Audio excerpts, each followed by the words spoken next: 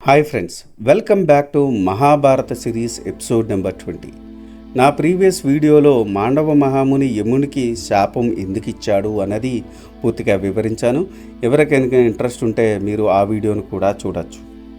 వ్యాసుడి వలన ధృతరాష్ట్రుడు, పాండురాజు మరియు విదురుడు జన్మించారు. ఆ తర్వాత ఏం జరిగినది ఈ వీడియోలో చెప్పబోతున్నాను. So let's get into the video. ధృతరాష్ట్రుడు, పాండురాజు, విదురుడు భీష్ముని సంరక్షణలో పెరుగుతున్నారు.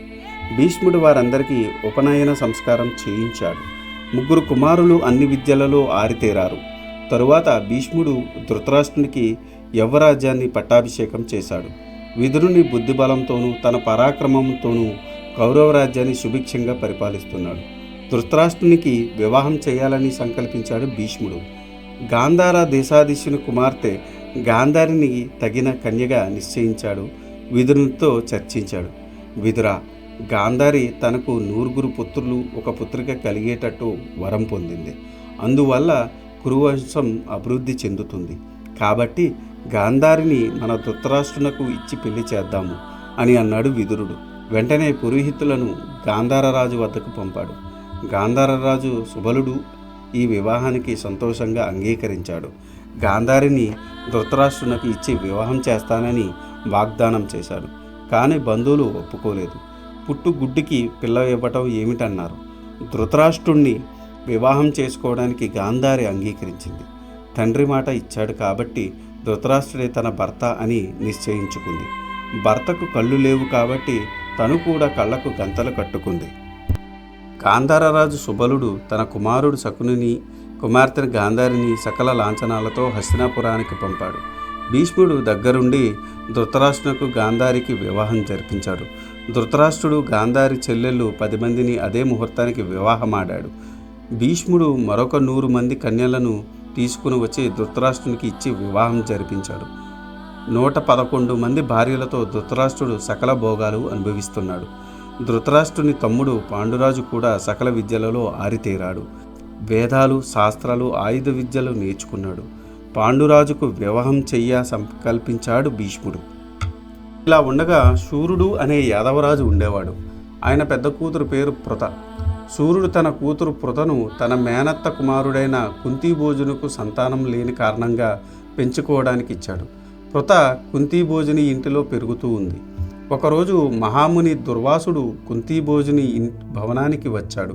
పృత చేసిన సత్కారాలకు సంతుష్టుడయ్యాడు. ఆమెను చూసి, కుమారి, నీకు ఒక మంత్రం ఉపదేశిస్తాను. ఈ మంత్రం నువ్వు ఏ దేవతను ఆరాధిస్తావో ఆ దేవతలు నీకు నువ్వు కోరిన కొడుకులను ప్రసాదిస్తారు అని చెప్పాడు. రోజు పృత ఒంటరిగా గంగానది ఒడ్డుకు వెళ్ళింది. స్నానం చేసింది. సూర్యుడికి అర్ఘ్యం విడిచింది. అప్పుడు ఒక ఆలోచన వచ్చింది. బాల్య చాపల్యంతో దుర్వాసుడు ఇచ్చిన మంత్రాన్ని పరీక్షించాలని అనుకుంది.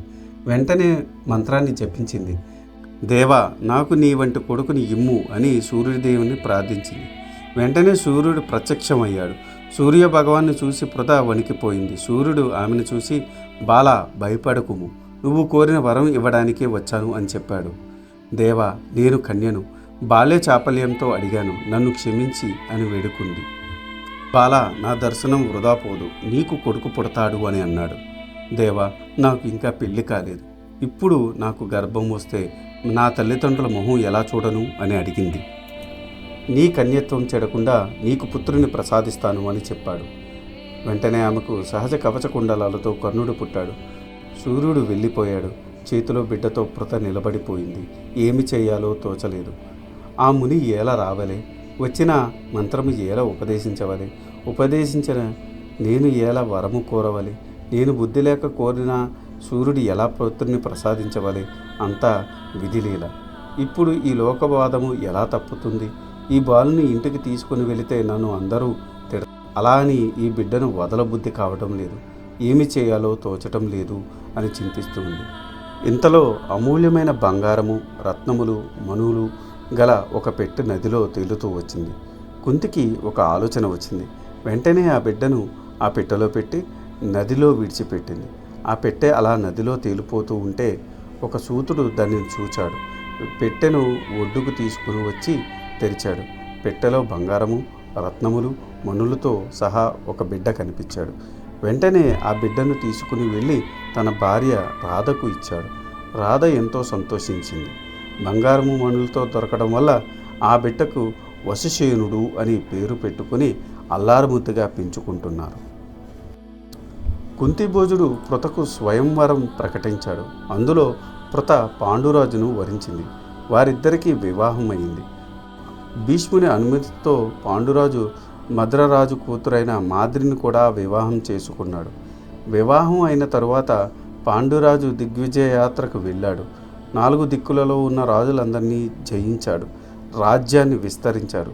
రాజులందరూ కురు సామ్రాజ్యానికి సామంతులయ్యారు. పాండురాజు 100 అశ్వమేధ యాగాలు చేశాడు. ఒకరోజు పాండురాజు వేట నిమిత్తము అడవికి వెళ్ళాడు. అతని భార్యలైన కుంతి, మాద్రి కూడా అతని వెంట వెళ్ళారు. ఒకరోజు ఎంత వెతికినా ఒక్క జంతువు కూడా కనబడలేదు. పాండురాజు విసుగుతో వెతుకుతున్నాడు.